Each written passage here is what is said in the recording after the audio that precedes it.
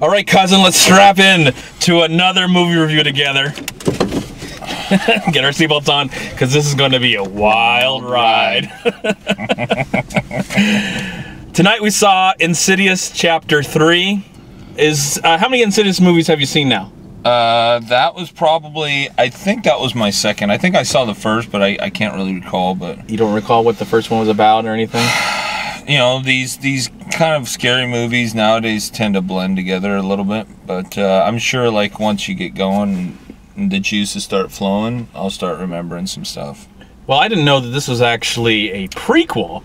Right when the movie starts, it says a few years before the family, whoever the family was in their name, in the the first haunting and the part 2. Totally. And I will tell you right now, I think Insidious, just Insidious, Chapter 1, if they want to call it now that we have 2 and 3, is one of the best Hollywood-made modern horror films to have come out in the last 15 years. It's one of the best. I think it just is exciting.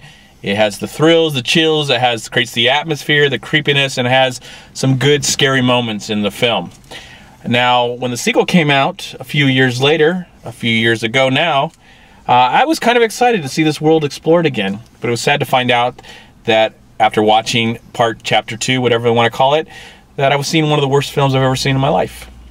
So I really had no hope for this new one, and I was surprised that it was a prequel, and I knew that it was going to be a different story. They were going in a different direction as we meet this young little girl. Her mother's dead. She lives with her father and her brother in this hotel room.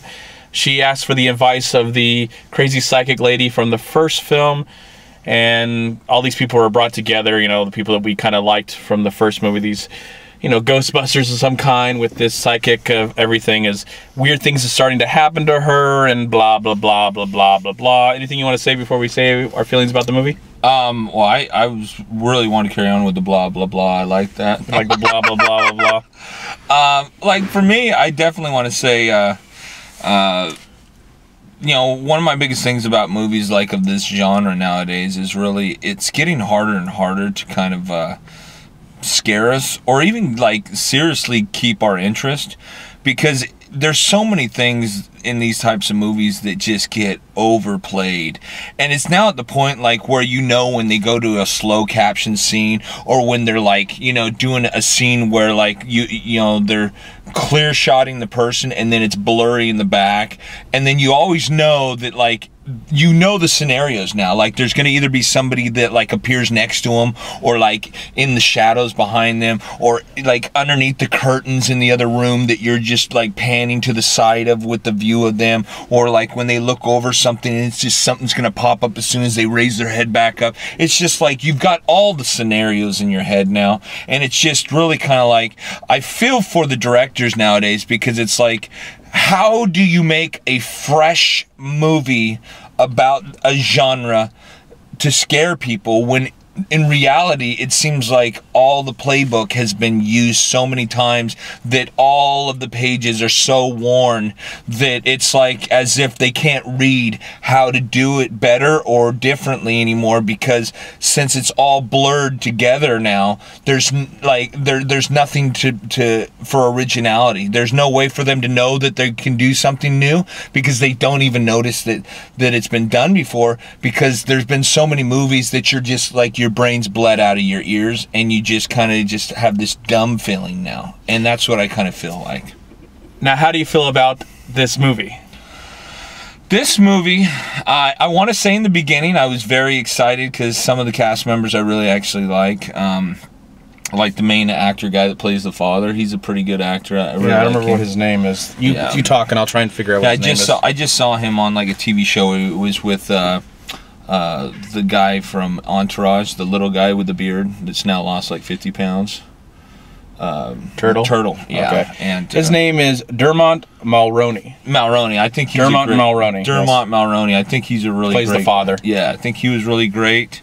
The older lady that plays another role in this movie. Let me find out what her name is too. She's been a part of the series since the beginning. Oh, has she? Okay. Lynn Shane. And she was in. I remember her in in There's Something About Mary. She was an overly tan chick, you know. Yeah. And then she was also the landlord of Woody Harrelson's character in Kingpin. Okay, I don't remember. Okay. But I've seen her so many. She's a great actor too. I mean, she plays her parts. Maybe she should get some more parts, hopefully. But, yeah, you know, it looked exciting in the beginning, but then halfway through the movie, it got to the point where I was giggling so much because I was giggling for the bad guy, which I guess in some ways can be good because some movies you go to and you're there like to support the victims, you know? And then I've gotten to the point now where when movies are so blatantly either like stupid because the plot's so overdone and been played out so many times before, I begin to just root for the bad guy because in reality it seems like, you know he's gonna get to do all the stuff that they're trying to do to make you scared. So like I'm trying to like invite it in and welcome the scariness by like latching on and laughing my ass off to this psychotic demon or whatever it is that's doing that. He's played by an actor named Michael Reed McKay, and he actually spoke to LBAFA almost a year ago. He came to one of our meetings and spoke about... Was it the one I was at? No, you weren't there at that one. Okay. I came and spoke about his career. He's a very skinny guy, a little skinny guy, and he was in Seven. He played the guy all coked up on the bed. They thought he was dead, and then he goes... and he's got all these balloons. He's in Seven, and he's also in X-Men United 2. And I remember him talking about he got the part in Insidious 3. And we were all happy for him. You know, he just was a really nice guy. So yeah, he was in this film. He's a great character actor. He was the guy that was the monster. Let's just say he was the monster in this movie. Oh, great. Yeah. So you thought the movie was great? No, I'm saying great for that guy. The movie, it's great for someone maybe that likes this genre, that maybe hasn't seen 30 other movies that kind of blur into this whole movie. But nothing new in this movie, nothing spectacular.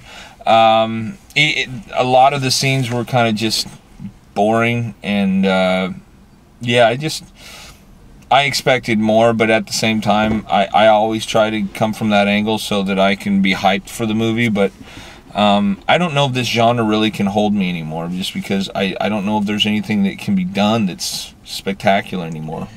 Well, I don't feel like I get scared anymore. Yeah, well, I think the ideas have always need to be twisted around, or filmmakers need to create atmosphere or give us characters that are interesting enough to care about when this whole stuff goes down. And I think that's what they did with the first film. It was a 2011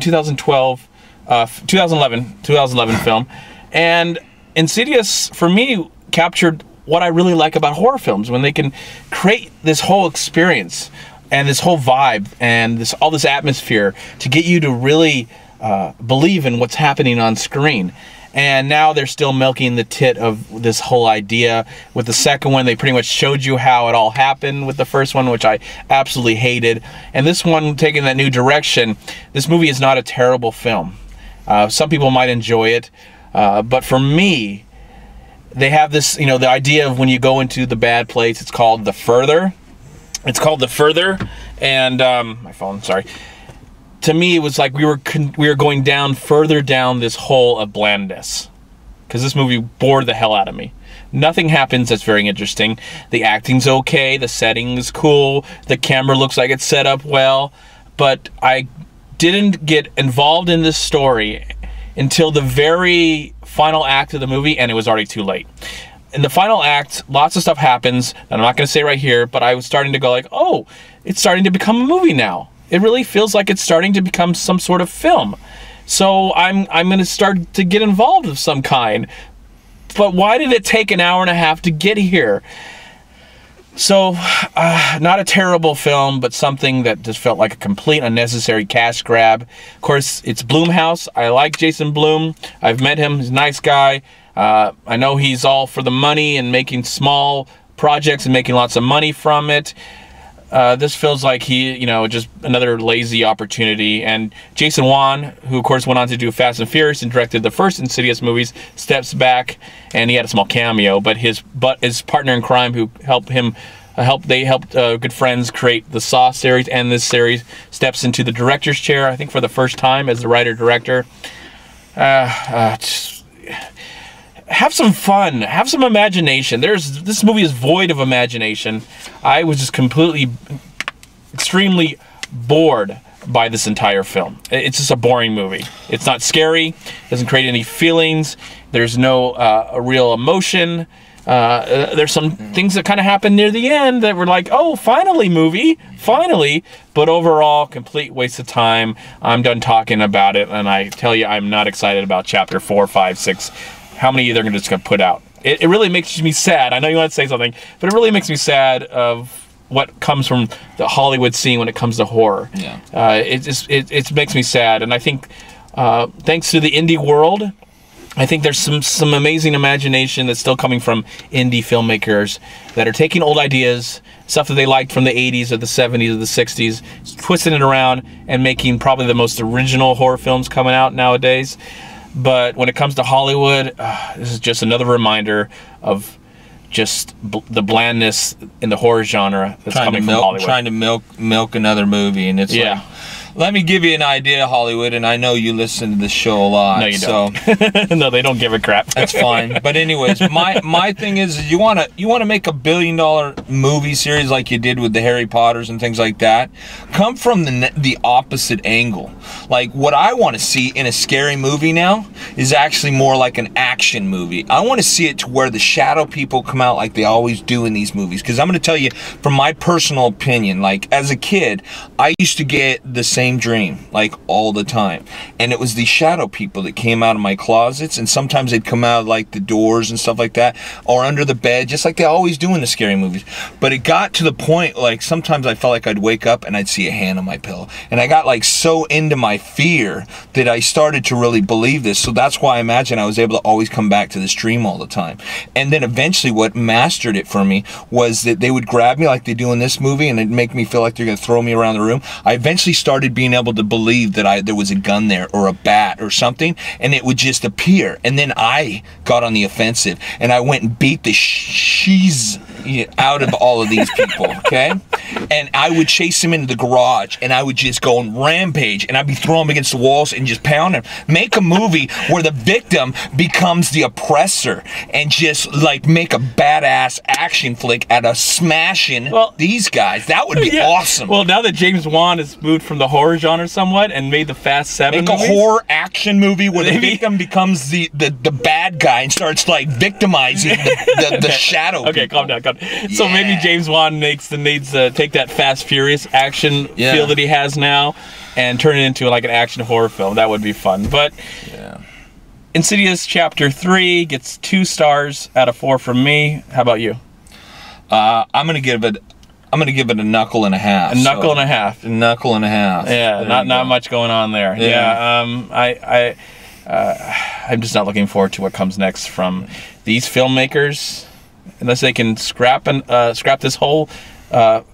This is gonna make lots of money. Of course, they cheaply made makes lots of money, but I would love for them to scrap this, don't make any more, and try and go back to the drawing board and think of something else. Do what I told you, and you'll make good money. And then I want credit for it when you get that Oscar. They don't care. They don't give a crap. All right, everyone. Cousin Rich, I'm MovieManCHAD. In the comment box below, what do you think of the Insidious series? Has it just gotten worse and worse and worse as it goes along? Did you enjoy the first film at all? Maybe some people didn't even like the first film. So, comment box below. Let us know what you thought of Insidious Chapter 3, the unnecessary further of blandness. And I don't have nightmares anymore. Why? Because they're too afraid to come play in my head anymore. Because I got my bat and my guns waiting for them. Make a movie of that and you'll win it. You're scaring me now. I gotta go. Okay. Peace, everyone. Thank you so much for watching. Please like, comment, and share this video. And also, please check out these amazing movie websites. And if you enjoyed this review, please click here to subscribe to my channel, and also please check out all my recent reviews right here on YouTube. Have a great day, live film, find peace, happiness, and harmony in anything and everything you do, and I'll talk to you at my next movie review.